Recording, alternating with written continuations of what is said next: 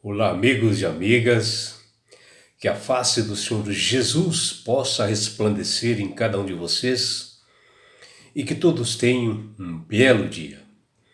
Vamos estudar a lição e hoje, terça-feira, 2 de maio, a lição 6, ela tem como título Instrução do Anjo a Daniel. A lição de hoje ela está baseada no livro de Daniel, no capítulo 9, do versículos 23 até 27. E aqui nós vemos, que Daniel tem uma visão e na sua continuidade, o anjo Daniel, ele deu uma instrução para o profeta muito importante para ele compreender o significado da purificação do santuário, e onde ele diz lá em Daniel 8,14 que 2.300 tardes e manhãs o santuário seria purificado. Daniel sempre foi assim, um homem de muita comunhão com Deus, de muita elevação assim, nos assuntos espirituais.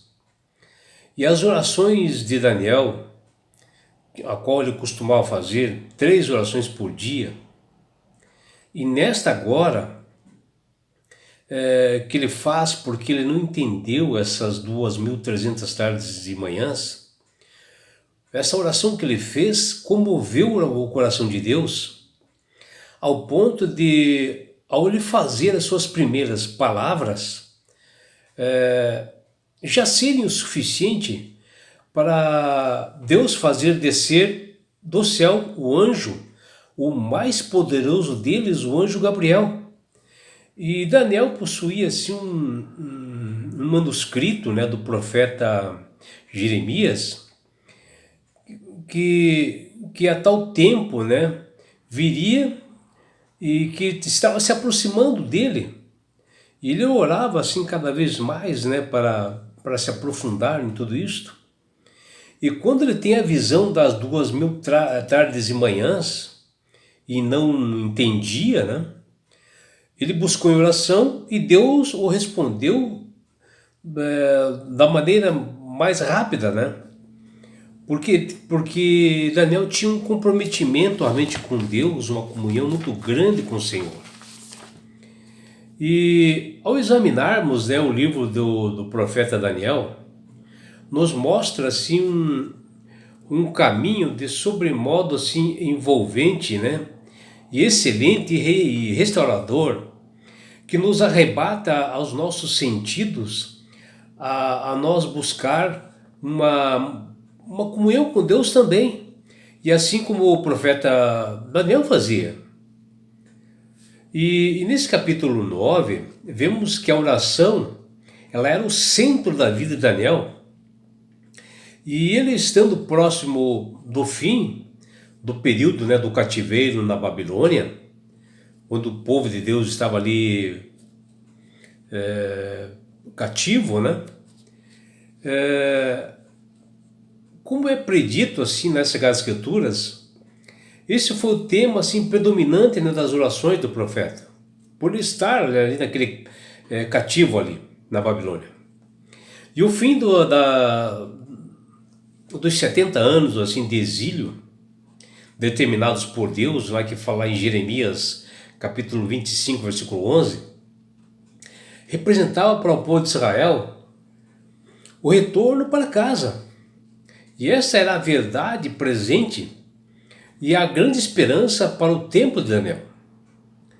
E todas as informações e dúvidas e o calendário sobre as 2.300 tardes de manhãs, que Daniel não havia entendido, foram fornecidas por um anjo a ele devido às orações fervorosas a Deus, que até Daniel menciona no seu livro, que ele diz lá: estando eu ainda falando e orando e confessando meus pecados e o pecado do meu povo de Israel, que está lá em Daniel 9:20, Estando eu, digo ainda, falando assim em oração, o homem Gabriel, né, no caso o anjo, que eu tinha visto na minha visão, ao princípio veio voando rapidamente e tocou-me, que está lá em Daniel 9:21.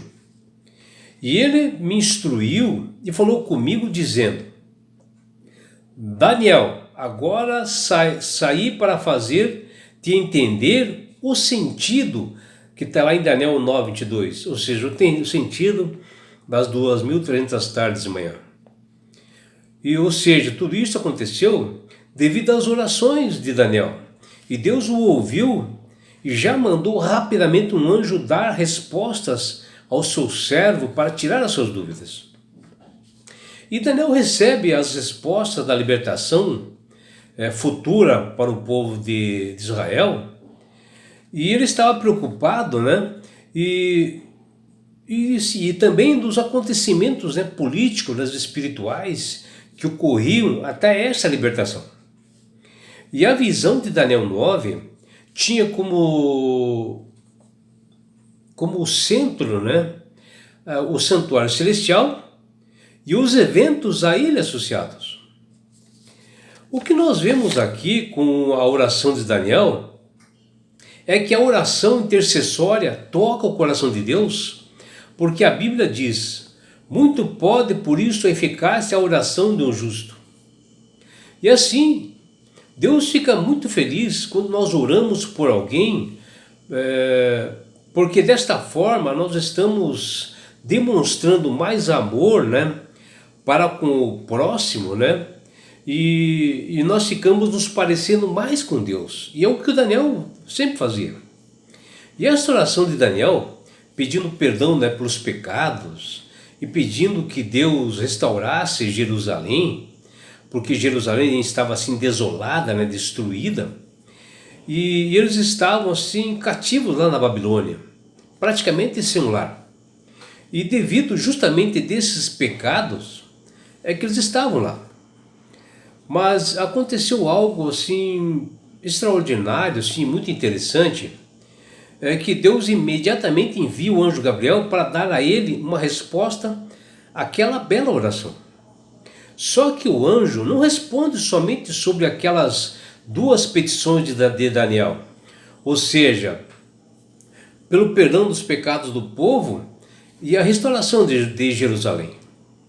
O Criador, ao responder a esta oração, ele revela algo mais profundo para Daniel. Deus não só revela o que deseja libertar o povo de Israel, lá que estava cativo, e que estava assim num país pagão, né? E sim, o mais importante, libertar as pessoas do poder do pecado e da morte eterna. E nesta resposta, o anjo mostra que haverá um Messias. Teria um Salvador que beneficiaria toda a humanidade. E esse benefício não era apenas para o povo de Israel. E foi esta a instrução do anjo a Daniel, que está em Daniel capítulo 9, versículos 21 a 27. Onde aqui ele fala de uma profecia das 70 semanas. E nós, ao usarmos o princípio dia e ano para o cálculo, né, das profecias das 70 semanas, se equivale a 490 anos. Ou seja, ao final dos 490 anos, durante esse período, haveria o ministério do Messias, que ele morreria pelos nossos pecados, mas porém, né, antes ele seria batizado, ungido, né, pelo Espírito Santo. Então, nesta profecia, a vida de Jesus, os principais aspectos, né, da vida de Cristo são aqui para Daniel e a todos revelados de grandiosa importância, né? E com essa profecia Deus nos mostra que muito além de libertar o ser humano de um cativeiro neste mundo, Deus quer libertar a todos do cativeiro do pecado e da morte eterna. E aqui em Daniel 9, versículos 21 a 27, Existem algumas expressões que nós necessitamos entender para fixar-se bem o calendário profético de Deus. Por isso é importante nós lermos, né, Daniel 9, né, no seu capítulo inteiro, pelo menos até o versículo 27, para nós entendermos bem.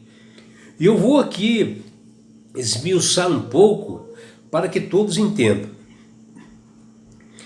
Então, e aqui ele menciona que durante essas profecias das 70 semanas, que o Messias iria fazer cessar a transgressão. Isso significa que, mediante o sangue de Jesus jorrado na cruz do Calvário, a rebelião contra Deus seria aniquilada e o ser humano poderia receber os méritos da cruz. E uma outra expressão dada em Daniel 9, que diz lá, dar fim aos pecados, que todos nós podemos ver ali no livro de Daniel 9, ou seja, quando o Messias morresse, além de nos reconciliarmos com Deus, ele perdoaria os nossos pecados. Outra expressão citada em Daniel 9, ali fala expiar a iniquidade.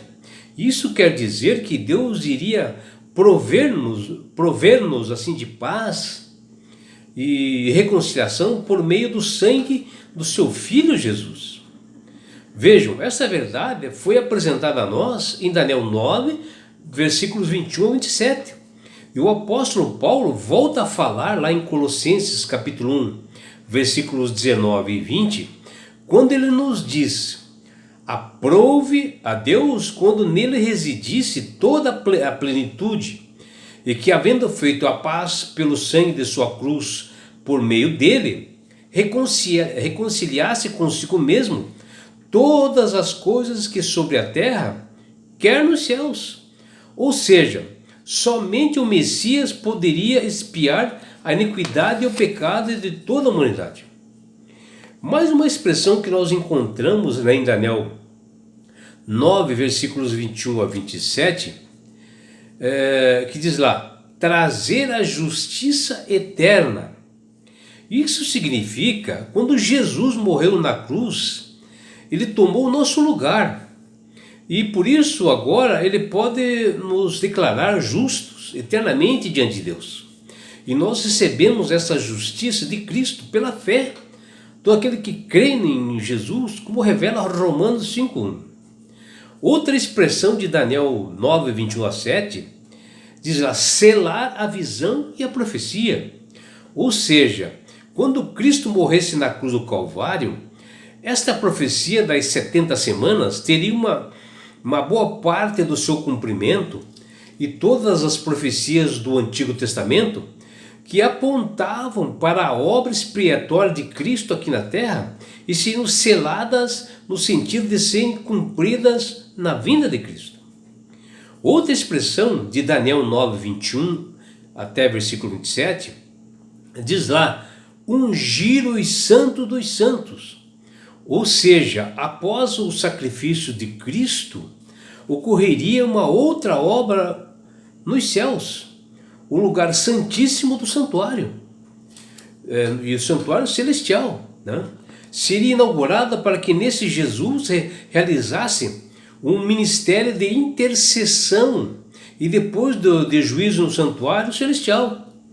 E por isso que Hebreus 8:1 nos diz, ora, o essencial dar coisas que temos dito, que possuímos tal sumo sacerdote, que se assentou à destra do trono da majestade no céu, que está lá em Hebreus 8:2, como ministro do verdadeiro santuário que o Senhor erigiu e não o homem. E o que a gente vê aqui nas Sagradas Escrituras e também aqui na lição de hoje, que o anjo Gabriel ele diz que 490 anos estariam cortados, né? Significa literalmente da palavra hebraica shaktak, que é traduzida algumas vezes como determinados, ou seja, mas cortados do quê? Da única outra profecia de tempo mencionada, que o anjo mencionou para ele, ou seja, das 2.300 tardes e manhãs que fala lá em Daniel 8,14. E esses 490 anos, uma profecia temporal, estão diretamente ligados, né, à profecia temporal de Daniel 8,14. A única parte da visão deixada sem explicação em Daniel 8. E a única profecia de tempo de Daniel 8.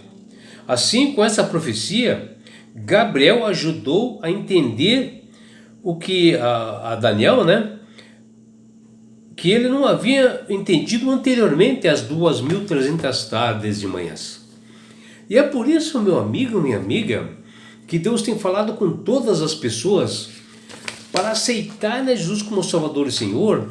E isso é através do poder do Espírito Santo que fala com as pessoas.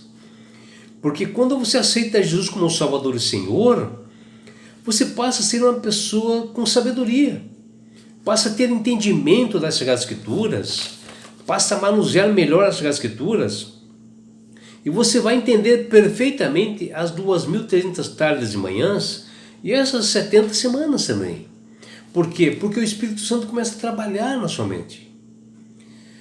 E não é só isso, meu amigo ou minha amiga. Quando você aceita Jesus como Salvador e Senhor, você ganha de Deus esse presente que chama-se salvação. E com isto, Jesus vai levar-te para as mansões celestiais. Um lugar onde não há mais dor, não há mais morte, não há mais aflições. E sabe por que Deus quer fazer isto com você, meu amigo? E com você, minha amiga? Porque Jesus te ama. Abraços do seu amigo João Carlos Amorim.